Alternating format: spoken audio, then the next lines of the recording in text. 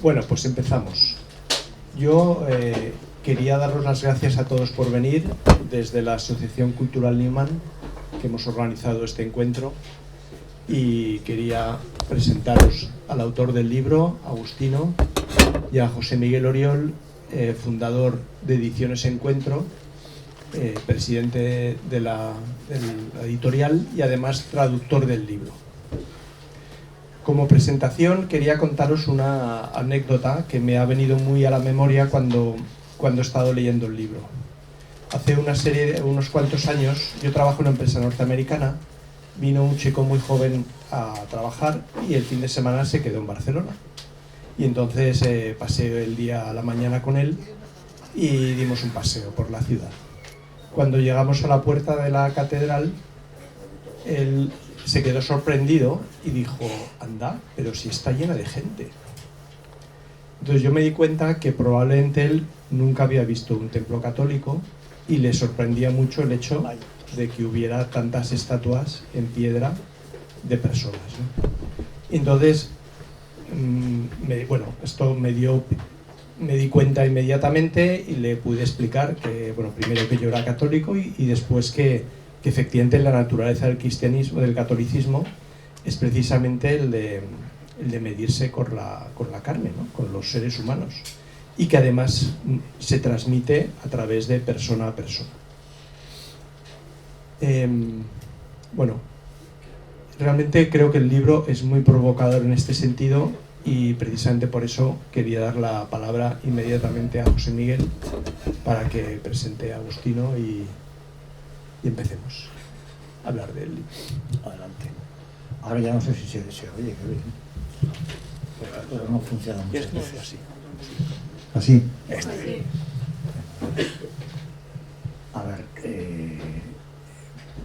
en una presentación que hizo en Getafe, donde había casi 200 personas, hace poco tiempo, un amigo de varios de nosotros, por lo menos, ex arzobispo de Granada, porque ya está retirado, Javier Martínez, que conocéis muchos, seguramente, varios. Javier empezó diciendo: Peggy es un profeta. No vale. Si hay que definir a Peggy, es un profeta contemporáneo. Es el tío que dice cosas que ponen, digamos, los pelos de punta a mucho cristiano contemporáneo. Y a mucha gente, porque no dice cosas habituales. Dice las cosas de, en el fondo, la mejor tradición, de más antigua tradición cristiana. Y esto hoy día no va mucho con la mentalidad dominante, por decirlo así. A ver, además de hacer pequeña presentación del personaje, que es de lo que vamos a hablar, o sea, digamos que el libro es, una excusa para hablar de Peggy. Peggy es un personaje que a estas alturas del partido, en mi humilde opinión, y de muchos en Francia sobre todo, que es donde es mucho más conocido, debería estar en proceso de canonización, no ahora, sino ya hace tiempo. O sea, ya han pasado varios papas que algo de Peggy han leído y que algo han conocido de la persona, de lo que era este hombre. Y realmente es una cosa bastante sorprendente que un personaje como este, que dice el cristianismo de un modo insuperable, no haya roto aguas en temas eclesiásticos, por decirlo así. De hecho, de Peggy dice alguien que por lo menos tiene una cierta importancia en la vida de la Iglesia contemporánea, como Hans Urs von Balthasar, dedica a Peggy 140 páginas en uno de los tomos de su magna obra de 15 volúmenes, en los 7 primeros que son los dedicados a la estética teológica, en el dedicado a los estilos laicales, dedica toda la parte final, 140 páginas a Peggy. Y explica la obra de Peggy. Y lo más importante de lo que dice en medio es que Peggy es el autor que ha escrito más cristiano en el siglo XX. No está mal. esto de utilizar cristiano como una adjetivación fundamental de la cosa, es el autor que más cristiano ha escrito en el siglo XX. Murió muy pronto, en el 14, al empezar la Primera Guerra Mundial, y este año se ha celebrado, el año pasado, como 150 aniversario de su nacimiento. Y sobre todo quería también anotar una cosa, que leyendo el libro, que espero que todos leáis, como algunos de vosotros han quedado entusiasmados leyéndolo, me parece muy bien, estoy más contento de todavía, porque no creas que se encuentra mucha gente que se queda contenta, porque no es un libro fácil, o sea, no es una novelita, no es una cosa, en fin, que te quedas con ello inmediatamente y lo puedes leer a toda velocidad, no. Es un libro que hace pensar y que invita a volver sobre lo que has leído para entender mejor y tal. Porque hay que entenderlo, no es una cosa descontada. Bueno, pues en el libro se ve que Agostino Molteni, autor del libro, autor de la tesis doctoral de la que viene este libro, tesis doctoral en la Universidad Pontificia de Salamanca, cum laude, sobresaliente cum laude, de hace 7, 8 años. 18, sí. No, 18 no. 2018. Claro, o sea, 6 7 años. años. Sí, 6 años. A mí me llegó a la editorial porque a mí me habían preguntado: ¿y tú cómo has enlazado con esto? Bueno, me lo preguntó una amiga chilena que está por aquí. Pero ¿tú cómo te interesaste por este original? Digo, porque me lo plantaron encima de la mesa. Yo curiosidad por Peggy ya tenía de hace tiempo. Y dije, bueno, a ver esto. De hecho, lo que yo creo que va a quedar claro en la exposición que va a hacer Agostino, pero digamos, este libro va al corazón de Peggy. El corazón de Peggy, como el corazón de cualquier cristiano, se llama Jesucristo, y está ahí. Entonces, este es un libro en el que se vea a Peggy explicarse vamos a utilizar una palabra que no nos gusta mucho, el misterio de Cristo. Pero el misterio de Cristo hecho carne. Se ve, o sea, muchos grandes escritores franceses católicos, teólogos importantes como Delibac, no sé, Guardini, no sé, el propio Foucault, se ha dicho antes, todos han hablado de Peggy como una cosa excepcional, de lectura, de penetración poética, dicen los teólogos, que les molesta mucho, en el misterio. Teóricamente es una tarea de los teólogos. Y por eso suele molestar bastante que un poeta, me han dicho varios a los que les he regalado el libro y tal, léetelo, ven y dime algo y tal. De la poesía no se puede hacer teología. El único eclesiástico de nivel que reaccionó diciendo lo contrario, exactamente diciendo, ¿cómo que de la poesía no se puede hacer teología? Es todo lo contrario. Una persona capaz de sugerir, de sugerir poéticamente el misterio, lo hace mucho más posible de estudiar, lo anima a estudiarlo. Bueno, pues nos vamos a encontrar, eso es lo que quería decir, como 30 o 30 y tantas citas en el libro de ensayos aparecidos en Francia en los últimos 30 o 40 años y el último año particularmente por esta celebración, sobre Peggy. O sea, nosotros somos unos ignorantes en España de Peggy. Hay un libro que publicó José Jiménez Lozano con el cura que siguió el concilio, que escribía en el ABC famoso, Martín Descalzo. Lo escribieron a 2 manos, que se llaman Palabras Cristianas, que salió en Valladolid en el año 50. Se republicó hasta el año 60 y pocos. Y no solamente hay eso, aquí en Barcelona ha habido un nucleillo de gente entusiasmada con Peggy, pero me han desaparecido, no veo a ninguno por aquí. Eso es peor. Bueno, perdón, porque estoy con un problema que me ha afectado el pulmón bastante. En definitiva, ¿qué han dicho muchos de estos? Que no hay otra visión de la encarnación, del encarnamiento, como lo llama él al final, lo explicará seguramente, como la de Peggy. O sea, La teología de la encarnación que está detrás de todo lo que vamos a leer, cuando vamos a hablar de ello, es una cosa, yo por hoy insuperable. Hombre, quizá este hombre ha conseguido intentar superarlo en alguna cosa.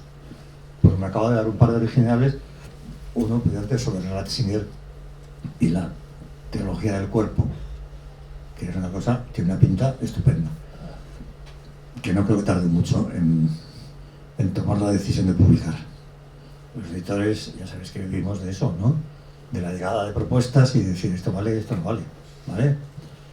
Fenomenal. Pues entonces le voy a pasar inmediatamente a Agostino Molteni, autor del libro que presentamos, pero más que nada que es, como digo, la excusa de lo que va a decir inmediatamente.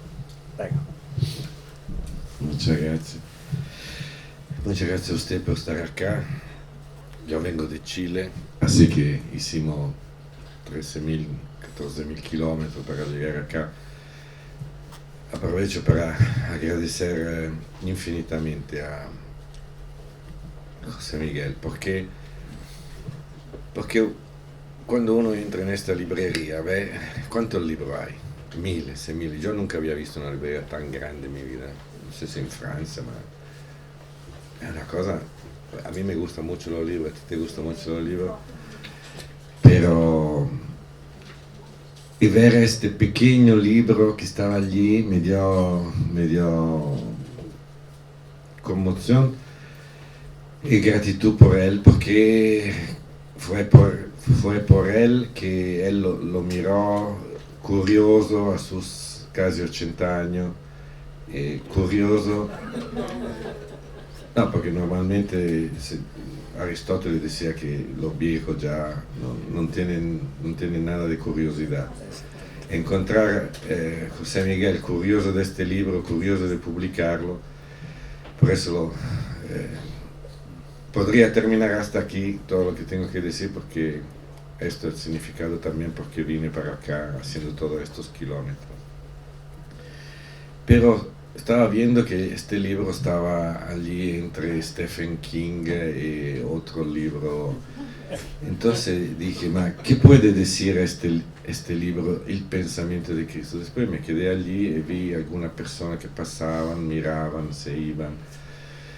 Y yo pienso que este libro puede realmente hablar a todos, a laicos, o sea, a paganos, a gente que no tiene ninguna idea de la fe cristiana, y también a cualquiera. ¿Por qué? Porque Peggy, que nació en 1873 y murió a 41 años, 41 años, o sea, jovencísimo, murió en 1914 en la primera batalla de la Primera Guerra Mundial, recibió una bala aquí en la frente.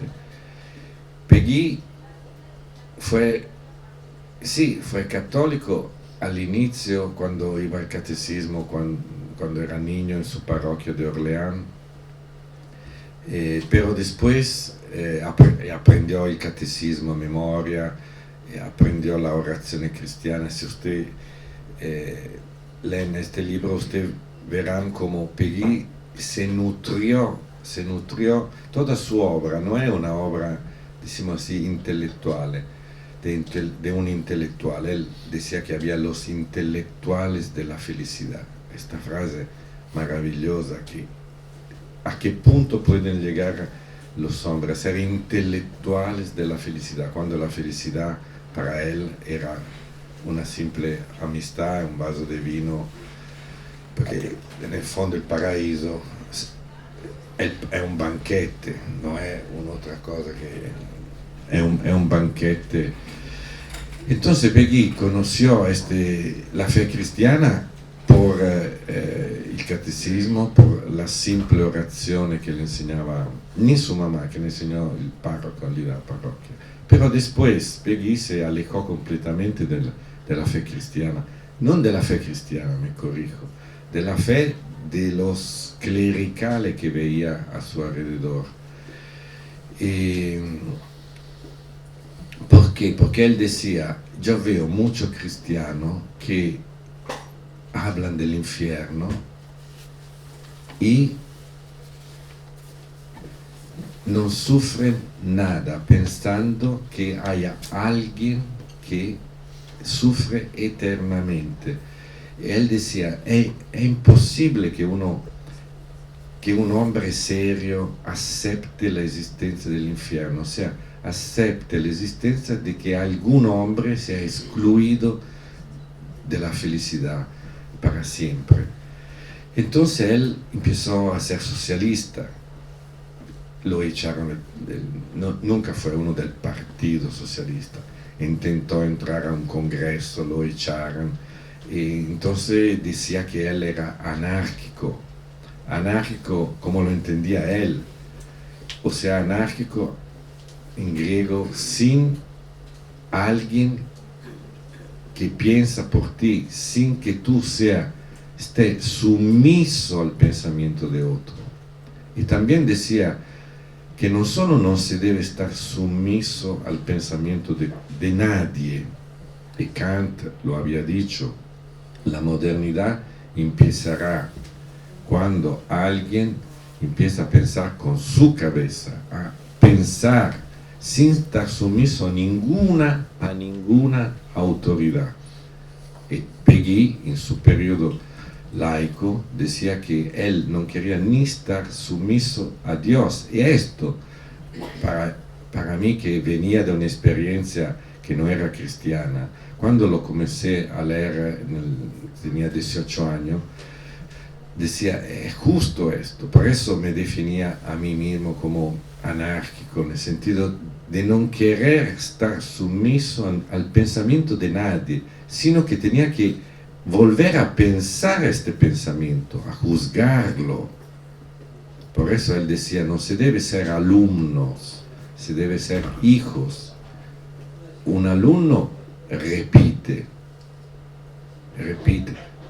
Hay cuántos filósofos. Si uno ve los libros de filosofía, son pocos filósofos y muchos repetidores que dicen la filosofía de Heidegger, la filosofía de Deleuze, la filosofía, no sé, de Kant, comentario a lo que han dicho los 5 o 6 filósofos que existieran en la historia. Entonces él decía, no se debe ser alumnos, se debe ser hijos, o sea, herederos, volver a pensar el pensamiento de otro, porque si no, un alumno, él decía, es una nada. Entonces, cuando dije que este libro puede ser para todo, si yo pudiera lo regalaría a todo, diciéndole, mira, es un libro también para ti que tú que no conoces la fe cristiana. ¿Y por qué? ¿Por qué esto? Porque el pensamiento de Peggy, digo solo 2 cosas. Uno, el pensamiento laico de Peggy.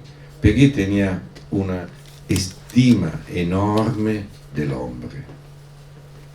Papa Francisco ha citado varias veces esta frase de Peggy cuando dice, hay los clericales, también los católicos, pero también no solo los católicos, que porque piensan de amar a Dios, no aman al hombre, rebajan al hombre para exaltar a este Dios. Él decía, no, si Dios existiera y quiere manifestarse, lo tenemos que tratar como alguien igual, alguien con quien se puede discutir, alguien con quien se puede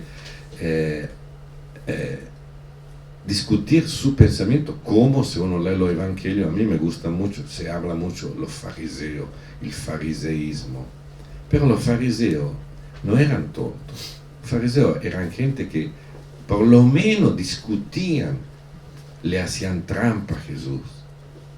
Decía, esta mujer pecadora, ¿qué vamos a hacer? Y él decía, tuvo que pensar, quien es sin pecado, eche la primera piedra. Entonces, esta estima del hombre era, uno, largo, corta, estima de la razón del hombre. Yo veo en este mundo moderno, en la televisión, cuando uno lee los diarios, se habla demasiado de emociones, de sentimientos, emociones, sentimiento, emociones, sentimiento. Hay una película, un cómics de una niña que, ustedes se la recordarán, que en la cabeza tiene rabia, odio, no sé si se llama intensamente, una cosa así. Inside Out. Inside Out.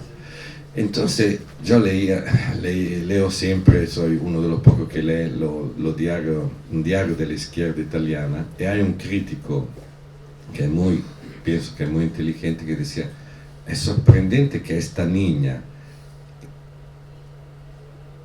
en su cabeza tiene solo emociones, sentimientos, pero no piensa.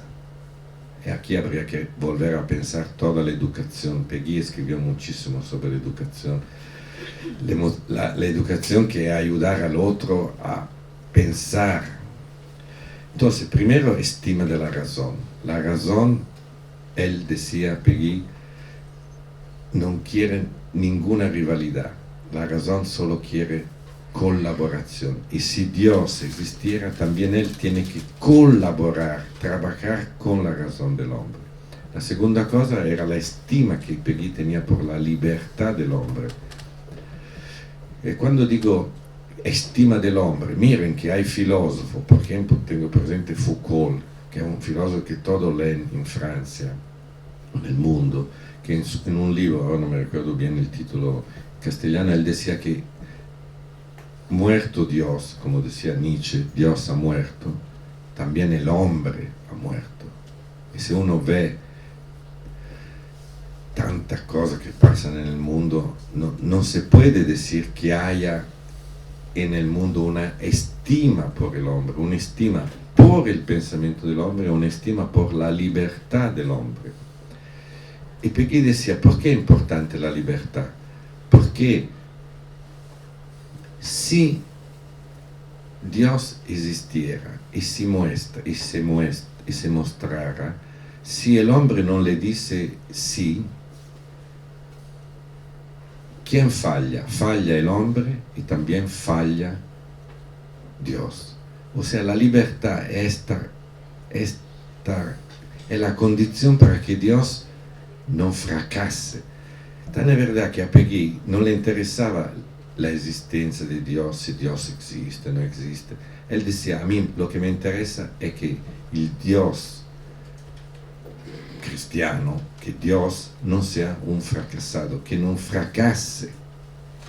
Esto es una cosa importantísima porque paso al segundo punto. Cuando él habla de Cristo, el libro se titula El pensamiento de Cristo. Es una frase de San Pablo. A mí esta frase, el pensamiento de Cristo, cuando la leí en seminario, pero los últimos 20 años, cuando un día, una tarde, San Pablo dice: tenemos el pensamiento de Cristo. Esta frase, que parece banalísima, para mí es decisiva, y fue decisiva para Peggy. ¿Por qué? Porque él, si uno lee el subtítulo, dice: la lógica de la encarnación redentora. O sea, en este libro, ¿qué dice Peggy? Peggy dice: Cristo tuvo que pensar cómo hacerse hombre. Porque nosotros siempre tenemos la idea de Cristo como un hecho, un acontecimiento, pero desvinculamos a Cristo del pensamiento. Cristo tuvo que pensar, tuvo que elaborar. Cristo, estoy hablando que Dios, cuando se hizo hombre, cuando quiso ser hombre, tuvo que pensar: ¿qué voy a hacer? Peggy dice, pensó: voy en un convento, ¿cuántos años voy a quedarme en Nazaret? ¿Por qué estuvo 30 años en Nazaret? Allí en el libro muestro cómo Peggy amaba tantísimo los 30 años que Cristo pasó en Nazaret. porque los teólogos sobre todo se fijan en los 3 años públicos. Y dice, pero el hombre público, y él tiene una frase chistosa, dice, el hombre del meeting no es el verdadero hombre, porque el hombre verdadero no es el político, el que se expone. El hombre verdadero es el papá de familia, es la mamá de familia, y son los niños, y son los que se despiertan a la mañana y van a trabajar. Él vivió en un mundo de campesinos, de leñadores. Entonces no es el hombre público, el hombre Jesús que vivió 30 años. ¿Ma por qué pensó que era bueno para él vivir 30 años en Nazaret? Podía salir de casa a los 15. Interesantísimo que a los 12 años, Peggy lo hace notar, a los 12 años, cuando María le dijo, ¿por qué no se hiciste esto? Se perdió en el templo. Y él le dijo, mamá, tú haces la mamá, yo hago lo que tengo que hacer. Bellísima cosa, porque se habla tanto de la adolescencia, ma Cristo nunca fue adolescente. È una fase della vita psicopatologica l'adolescenza, vabbè, dejamos de lado. Ma è una fase psicopatologica che dura hasta, che puede durar hasta los 50, 60, 70 años, perché sappiamo benissimo come hay adultos que todavía tienen el pensamiento, no de un niño, tienen un pensamiento infantil. Entonces Cristo, ¿por qué vivió 30 años allí, en Nazaret? Uno, para aprender, dice Peggy, para aprender a ser hijo del Padre como hombre, a ser hijo del Padre siendo hijo de María y de José, obedeciendo María y José. Él decía, ¿cómo pudo Jesús en el Getsemaní decir, hágase tu voluntad? Y cuando ustedes llegarán a leer, yo les sugiero leer esto cuando habla de la muerte de Cristo, la pasión de Cristo. Yo pienso que nadie de lo que yo leía ha escrito como él. Aparte que escribe como un campesino, no es que Peggy es una cosa de intelectual. Entonces, ya en el Getsemaní, cuando digo, no quiero hacer mi voluntad, sino tu voluntad, Padre, él dice, ¿de dónde aprendió esto? Porque obedeció 30 años a su mamá y a su papá. ¿Cómo aprendió a ser un buen ciudadano? A decir, pagar el tributo al César, porque vivió como buen ciudadano. Algunos de ustedes se recuerdan que en la Vía Crucis siempre se dice, era un buen hijo, era un buen ciudadano, hasta el momento que inició. ¿Por qué? ¿Por qué Giussani no se hacía leer esto? ¿Por qué no se hacía leer Peggy? Porque Peggy llegó al corazón de quien es Cristo, o sea, al pensamiento de Cristo. En este libro solo quería mostrar cómo Peggy muestra la lógica con que Jesús ha pensado hacerse hombre. 30 años en Nazaret y después describo todo lo que él, todo los misterios de la vida de Cristo, lo que la tradición cristiana llama los misterios de la vida de Cristo, o sea, el bautismo y después los milagros. ¿Por qué Jesús hacía los milagros?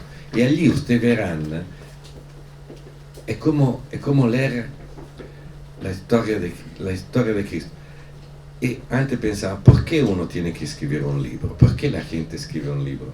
Y si yo me lo pregunté, dije, yo escribí este libro, o sea, hice la tesis de que salió este libro solo por un motivo, porque Peggy desde los 18 años fue el único, con otro maestro, que me hizo entrar, que me hizo apasionar del pensamiento de Cristo. Entonces, lo que a mí me interesaba era que escribiendo sobre Peggy, yo amara más, pensara más como Cristo, pensara más como yo hacerme hombre. Tan es verdad que nosotros en la Iglesia Católica se reza el Ángelus, el Verbo se hizo carne. ¿sí o no? Verbo encarnado. Pero Peggy decía, se ha hecho carne, hecho. Ma esta frase nosotros la decimos, pero Cristo tuvo que pensar cómo hacer su encarnamiento, como decía José Miguel. Él usa la palabra encarnamiento, no le gustaba la palabra encarnación, porque la palabra encarnación es abstracta, como un verbo, como una definición, mientras encarnamiento, él quiso mostrar como Cristo, como Dios, se dio un cuerpo, pensó cómo hacer acontecer su cuerpo. Por eso, dos solo cosas muy chiquititas. Una cosa que me sorprendió tantísimo es que él vincula el encarnamiento al principio de placer. No habla propiamente del principio de placer, porque esta es una frase de Freud que yo también amo tantísimo, pero muestra una cosa que algunos dicen que no, en Valencia dijeron que no, pero para mí es una novedad, es una posible novedad, decimos, que hacerse hombre era el principio de placer de Cristo. O sea, Dios le gustó hacerse hombre. ¿Ma por qué digo esto? Porque si uno lee todos los libros de teología, todos dicen que la encarnación fue un sacrificio, una pena, Dios que baja del cielo y viene a vivir entre nosotros, que somos una raza infame, que Jesús después llegó en tierra y lo masacraron, lo discutieron. Recuérdense que en el Evangelio hay una frase que le gustaba muchísimo a Peggy, que decía, cuando acusaban a Cristo de ser uno que se la pasaba, la frase era un borrachín e un comilón. O sea que Cristo se la pasaba a casa de Lázaro, de Marta, de los fariseos, se lo pasaba. O sea que a Cristo le gustó hacerse hombre, que a Dios le gustó hacerse hombre, que no fue un sacrificio. Y esto siempre a mí, ¿qué me dijo? Cuando tomo la micro, allá la micro, que es el bus chiquitito, todo coloreado que hay en Chile, o cuando camino, y yo siempre digo, ¿cómo le debe haber gustado a Dios, o sea, a Cristo, caminar, tomar la micro? Entonces yo digo, ¿ma por qué quejarme? Si a Dios le gustó tanto hacerse hombre, o sea, lavar los platos, digo una mamá, lavar los platos, ¿por qué quejarse si hasta Dios le gustó hacerse hombre? Era su principio de placer. O sea, nosotros siempre pensamos, Dios se hace hombre, entonces ¿quién gana? El hombre, porque salva al hombre, entonces ganamos nosotros. Ma nunca nadie piensa que la encarnación es un provecho para Cristo, porque si no, dice Peggy una frase bellísima que solo él dijo, de lo que yo leí: si no se hubiera hecho hombre, habría sido solo Dios. No se habría enriquecido de nuestras manos. Yo le explicaba siempre a mi alumno en la universidad cómo le debe haber gustado. Si uno es solo Dios, no habría podido comer una buena paella valenciana. No, barcelonesa. Bueno, de hoy no era ni valenciana Era buena. Si no tenía un cuerpo, ¿cómo habría podido saborear una paella? ¿Cómo le gustó cuando la Magdalena le puso el perfume en los pies? Cristo era así. Por eso digo que interesa a todos, a laicos, católicos, sobre todo a los católicos que están desencarnados totalmente. Entonces, esta es la primera cosa. Ser hombre es un provecho para Cristo. Dios se enriqueció de ser hombre. Podría hasta terminar aquí, porque esto es el punto más importante de lo que dice en este libro. Es como, si usted lo lee, si tiene la bondad de leerlo, verán que como un fil rouge, una línea que atraviesa y ustedes verán siempre que Cristo estaba contento de ser hombre.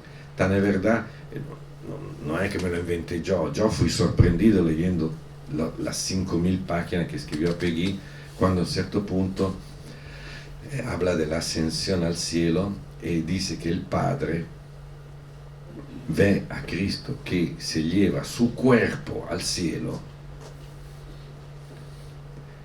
resucitado, porque hasta Cristo, ¿por qué Cristo resucitó? Si uno escucha un poco la homilía que yo escuchaba de los curas cuando era chico, decía, porque la muerte no podía vencerlo, era Dios.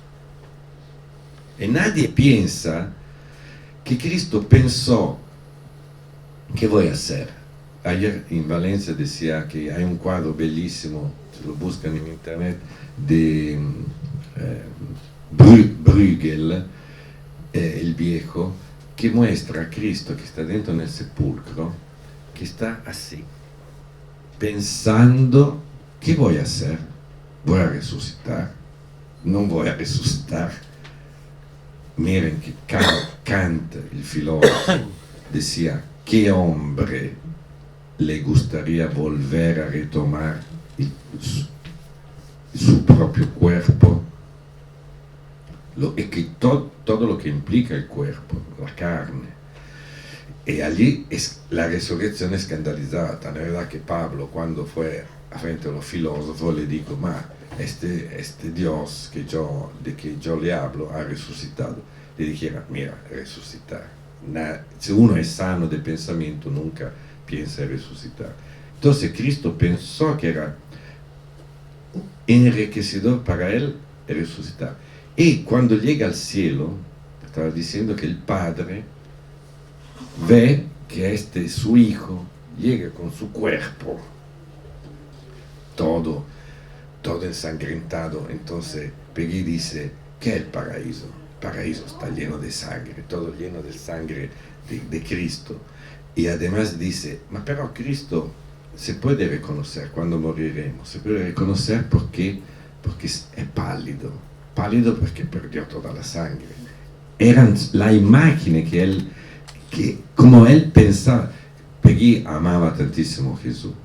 Se dice que decía el nombre de Jesús y lloraba de gratitud. Se convirtió no se convirtió. Los últimos 6 años de su vida volvió a su fe, pero el resto fue socialista, anárquico, director de revista, como José Miguel, o sea, tenía una librería, etcétera, etcétera. Los últimos 6 años solo fue católico, públicamente, él siempre fue católico, pero públicamente, y allí todos los filósofos católicos de aquel tiempo le hicieron el desierto alrededor, y por eso. Entonces llega al cielo, el Padre ve a Cristo con su cuerpo, y Cristo le dice, Padre, te he traído el gusto a hombre que yo he tenido. Esta frase, que Jesús tuvo el gusto, le da al Padre el gusto que él tenía de ser hombre. Pensamos a nosotros, ¿cuántas veces tenemos el gusto de ser hombre, del trabajo, de subir un bus, de caminar por la calle? Cristo estaba contento de todo esto. Tengo muchísima otra cosa. No, una cosa la tengo que decir. Cuando Peggy dice sobre la redención, dice que Cristo fue salvado por el hombre. Todos dicen Cristo es el salvador del hombre. Y Peggy llega a decir, sí, es verdad que Cristo salva al hombre, pero también el hombre salva a Cristo. ¿En referencia a qué lo dice? Lo dice en referencia a la oveja perdida. Él dice, el pobre pecador, la oveja perdida que somos todos nosotros. Cristo lo busca. Pero si el hombre, cualquier hombre, laico, pagano, cualquiera, anárquico, si este hombre, si esta oveja perdida, no se hace encontrar por Jesús, también Jesús fracasa. Fracasa su obra de salvación. esto lo pensé antes, domingo fui a la misa, me confesé, finalmente encontré un cura para confesarme, porque es dificilísimo, y pensaba exactamente a esto, que la confesión no es solo tú que vas a decir, hice esto, sale afuera purificado, es darle una alegría a Cristo, porque tu libertad se hace encontrar por Cristo, y así tú salva a Cristo. Cuando pensamos la oración en la mañana, cuando uno dice, sí, Jesús, ayúdame, es la alegría de Jesús, porque es como decir, tu libertad me salva a mí, porque si tú no me dices sí, si tú no eres disponible, yo también fracaso. Fracasa el hombre, fracasa Dios, un fracaso universal. Fracaso que estamos viendo también en estos tiempos. Muchas gracias.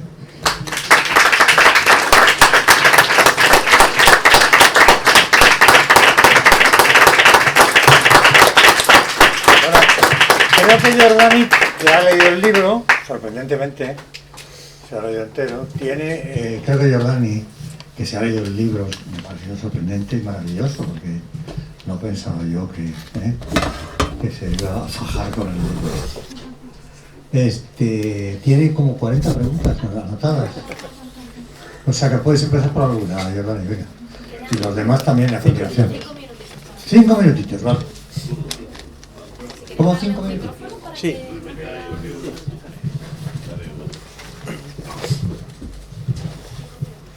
Peggy no consideraba al hombre como definido por una carencia, un vacío de Dios, que Dios tenía que rellenar.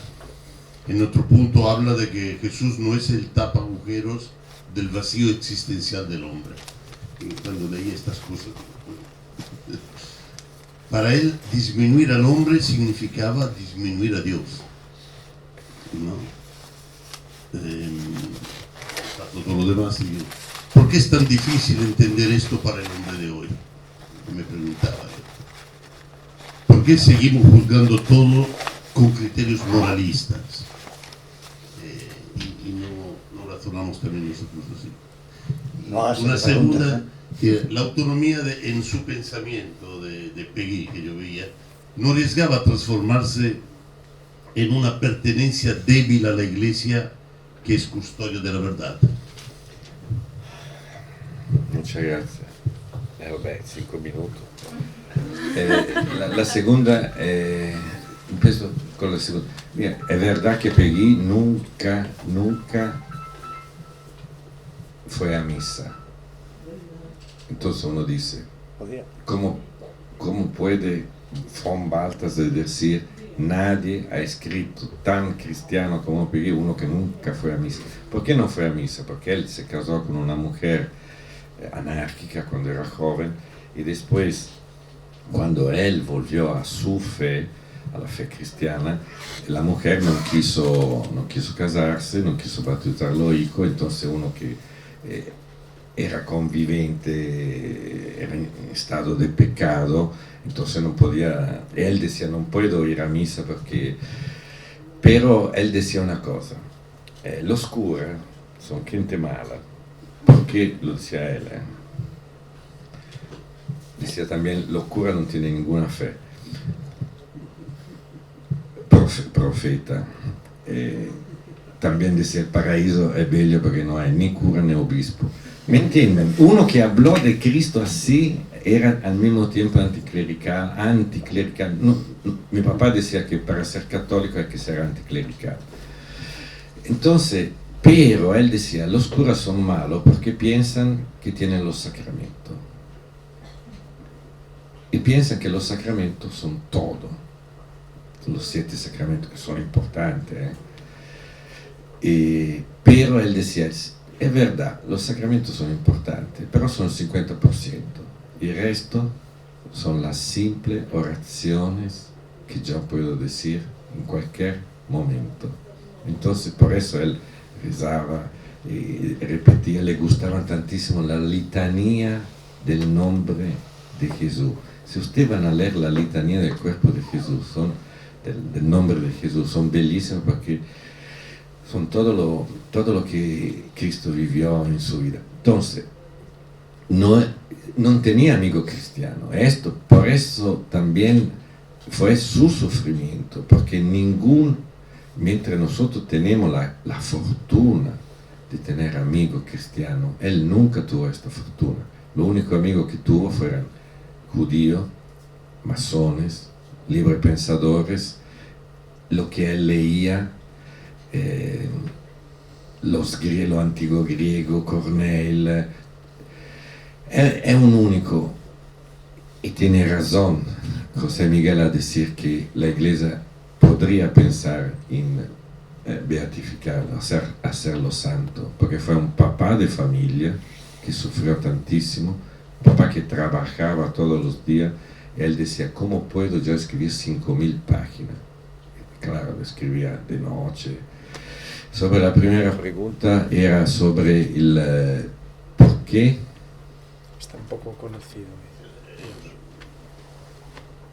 Te la vuelvo a leer.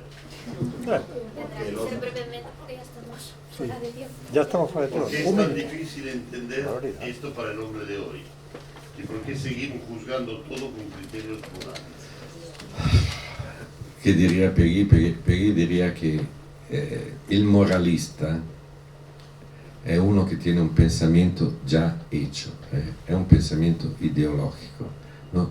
Un pensamiento de masa, la psicología de la masa de que hablaba Freud. Es muy cómodo estar en la masa, pensar como piensan todos. El moralista tiene una costra y él dice, es una persona honesta, pueden ser hasta honesto, pero nunca le entregará la gracia porque no tiene ninguna herida. Es la definición también que él daba del burgués. El burgués es un hombre que no tiene ninguna herida, que vive en un esquema de pensamiento en que está todo bien, todo organizado, todo controlado. Muchas gracias a esta.